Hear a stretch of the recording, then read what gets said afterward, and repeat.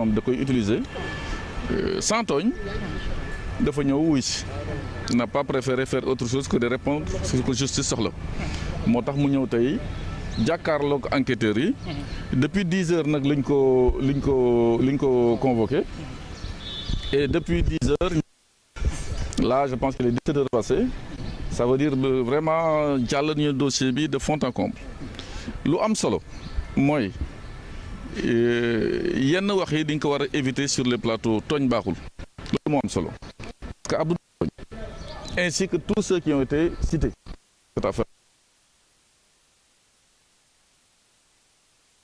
vidéo buy wane ni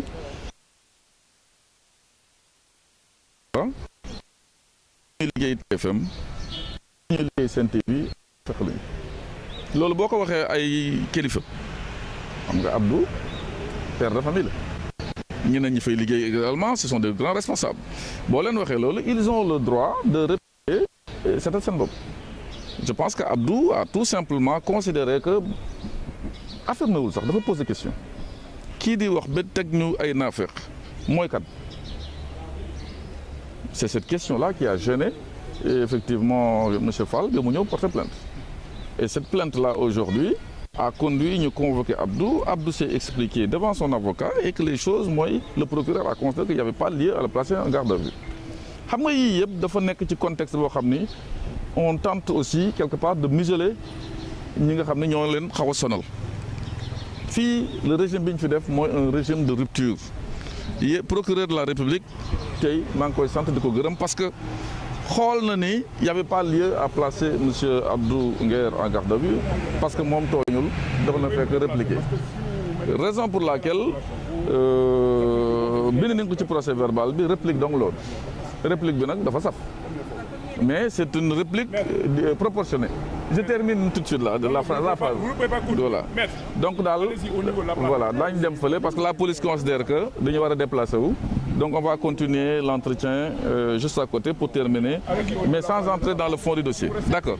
Ok donc mbokk yi ñoo ko gisandoo waaye takk der yi ñooñu pousse ba fële nga xamante moom la ci place de l'indépendance ñu doog a ànd ak li nga xamante ne moom mooy mbir mi pour yeggale li nga xamante ne moom mooy la réaction de maître Moussa Diop ah jox naa ko maître donc ñoo ko gisandoo donc ci taxawal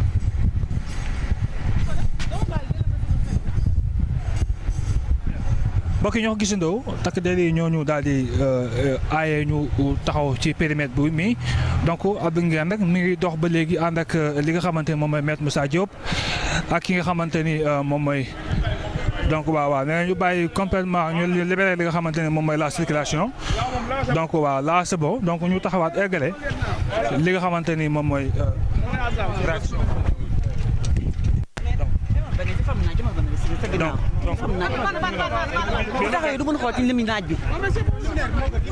waaw parce que voilà. maître waaw mën nga yàggale mais maître lan moo tax mbir mi yàgg. C'est bon, tout le monde est câblé. maître lan moo tax mbir mi yàgg depuis 10 heures ba léegi ba 17 heures lan moo tax mbir mi yàgg.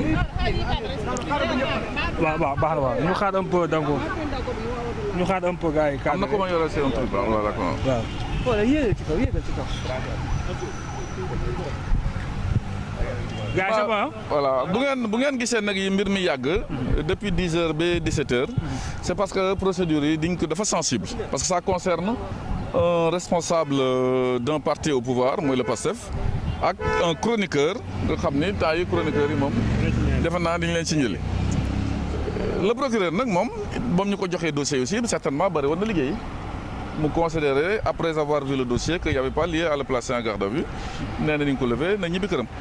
Donc loolu la ñuy retenir ci dossier bi mais lu am solo mooy tout simplement que la liberté d'expression kenn mënu ko entraver et que certains sont très mal placés aussi pour donner des leçons sur des histoires d'injures. Abdou Nguer saagawul kenn dafa tontu nit bu ko provoqué traité ko de naafeq et le droit a été appliqué parce que la présomption d'innocence c'est ça. La garde à vue c'est pour essayer d'enquêter sur des questions yoo xam ne leerul mais lii dafa leer nañ. ba mu leere nañ nag je pense que cette affaire-là est derrière nous et que aujourd'hui ñi war a bàyyi tooñ mooy ñi nga xam ne ñoo yore doole ba pare continuer di saaga comme si ils étaient dans l'opposition. loolu la ñuy retenir effectivement dans cette affaire. mais su ma déggee dafa mel ne da ngaa bëgg wax ne mbir mi dafa xaw a rax politique est-ce que entre deux Sénégalais mën nga jàpp ne mbir mi dafa xam tuuti rax tuuti kii li nga xam ne moom mooy politique. Non, mais c'est une affaire qui est politique, moo tax affaire bi sensible mais je pense que de bout en bout mën nañu considérer qu'il n'y avait pas lieu vraiment à arriver tout sur ça parce que kii nga xam dafa porte plainte aussi il faut le rappeler il faut waxtaan dëgg parce que dëgg dafa tumurànk ci réew mi saaga na fi président de la République kenn mësu ko kenn téyewu ko il y a aussi des gens qui ont insulté gravement. Ici, je pense que c'est un médecin, je ne dirai pas son nom, vous savez, désormais nous sommes dans un royaume et que le Premier ministre Ousmane Sonko est un roi et que le président resterait un prince. Ku fi wax ñu dal sa kaw ba utiliser des mots yoo xam ne man mënuma ko réitérer aujourd'hui kenn jëliwu ko pourquoi la kumba am ndey kumba amul ndey il y a de ces gens qu'il faut tout simplement arrêter pour que ñu bañ a di tooñ koo fi tooñ te justice deful rôle am surtout le procureur de la République j'appelle vraiment le procureur à jouer son rôle pour que l'ordre public soit respecté et que tooñ yi wàññeeku du ñu egg ci lii mais une réplique assez salée d'aujourd'hui fondée sur le droit proportionné a conduit à ce que Abdou Nguer ressorte libre et rentre chez lui et voilà ce qui est le plus important. Je pense que Abdou mën nañoo jàpp ne yoon toppeewul dara kii di Abdou Nguer. lan la koy toppee Abdou a été même Abdou moom n'a pas affirmé. Il a posé une question nit ki bu ma waxee moom mooy kan dinaa ko tontu mais tontu bi ñëwagul te defe naa ne jaratu ko. kon bii kon c'est sans suite. ah oui c'est sans suite. mais lan moo waral yàggaay bi 10h ba léegi 10h ba 17h bientôt. parce qu'il s'appelle Abdou Nguer. il dérange. ñëwal ci digg bi. Abdou Nguer ñu ngi lay nuyu bu baax a baax. yow mi nga xamante tey yaa dundoon tey convocation bi lan nga wax sénégalais Abdou Nguer. waaw comme ni ko ñëpp di defee rek buñ la convoqué da ngay wuy ji man bi ñu ma joxee convocation bi dama ñëw wuy si audition bi 45 minutes la durée laaj la ak tontu laaj nañ ma lu tax nga wax ne kii na la indil baayam nee na da nga ko saaga ma ne ko képp ku ñu wax indil sa baay nga mer xoolaatal sa juddu maanaam bu ñu ne la indil sa baay nga mer rek xoolaatal sa juddu beneen bi ci topp boo nee nit ay naafeq lañ yow war nañ xam yow yaay kan bay traité nit ñi da naafeq bu fekkee yaa leen gën xam nga doomu yonente bi sallallahu alayhi wasallam bu ñëwoon fii wàcc ne ñun ñëpp yéen ñëpp maa leen gën nañ na waaw ndax yonente bay baayam mais Azura kuy baayam ba mu ñuy taxaw naan ñun ay naafeq lañ te chaque jour dinañ ko koy laaj kan moo ko jur ak nu mel ci réew mi ba taxaw naan ñun ay naafeq lañ te loolu chaque jour dinaa ko koy laaj. ndax jàpp nga ne lu ni mel du crime. non xam nga boo ñëwee ne nit ñi ay naafeq ngeen naafeq mooy nit ku bon fa bon yam nga ne ñi ay naafeq lañ léegi yow war ngaa xam yow miy wax nit ñi naafeq lañ ban pouvoir nga am kan moo la jur ndax yàlla da lay wax yu wan la naafeq yi wala loolu nag géré nañ ko mu jeex ñu toog foofu li fa des yëpp nag toog waxtaan la julli jotee ñu julli. toog waxtaanu àdduna rek a fa desoon de. yow kan. audition bi 10h la 10h45 jeex na la fi des toog waxtaan la woon. amee bu fekkee waa commissariat bi kay yéen ku ma soxla da nga may invité. waaw comme ñoom mënuñu maa invité ma ñëw ñu ne nañ ko convoqué kay ñu waxtaan rek. mais Abdou bëgg naa la laaj leen lan ngay wax régime actuel bi nga xamante ne ñoo fi nekk di dànkaafu ñenn ci chroniqueur yi ñu jàpp ne dañuy yëkkati ay kàddu yu safaanu di ko jëmale ci ay kilifa. régime bi ñoom laay wax gouvernement de Pastef du ma wax sax régime wala kii gouvernement de Pastef ñoom ministres yeeg DG yeeg ñoom nañ ma moytu. moytu la yow. waaw lu tax man aw ma dara lu may perte. loolu nag wax la te gars yi dinañ desserrer étau bi ndax waxoon naa leen lii du combat. la moo tax gars yi jàpp da ngaa ñeme Ousmane Sonko lool. je précise juste que pour que public bi xam sénégalais yi xam.